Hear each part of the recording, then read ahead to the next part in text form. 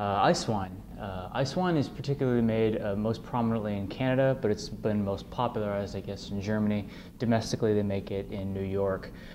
What's great about ice wine is just it has this wonderful natural heightened sweetness, as well as just a real solid tropical fruit notes: apricot, peaches, nectarines, like real bright citrus.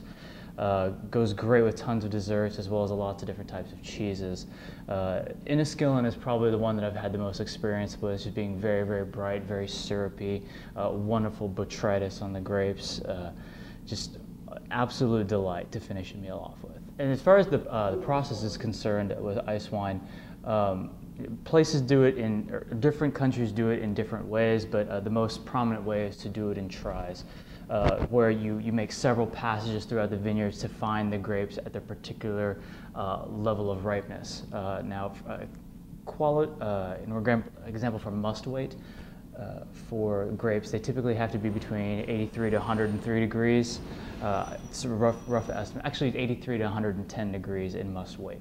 Now, when they say that, is the amount of sugar that's found per grape, and that's measured in the Eschel system. In the process of ice wine, it is a late harvest type of wine, to where the winemakers will leave the grapes on the vines for a lot longer in order to affect the grapes with a botrytis, or what we call a noble rot, which really increases the sugar levels in the grapes.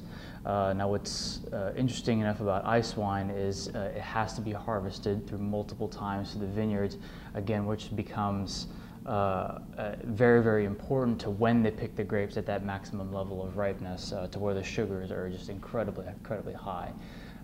So that's why a lot of times ice wines tend to be a little bit more expensive, because they're a little bit more labor intensive.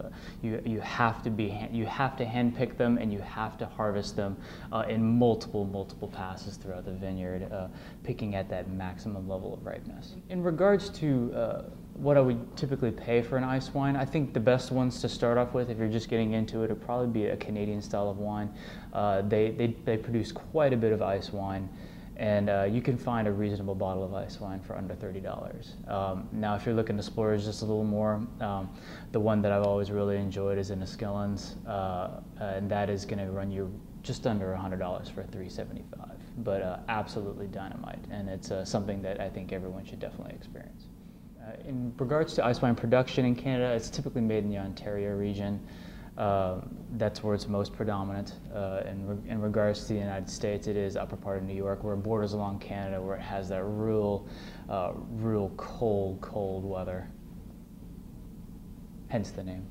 Cool.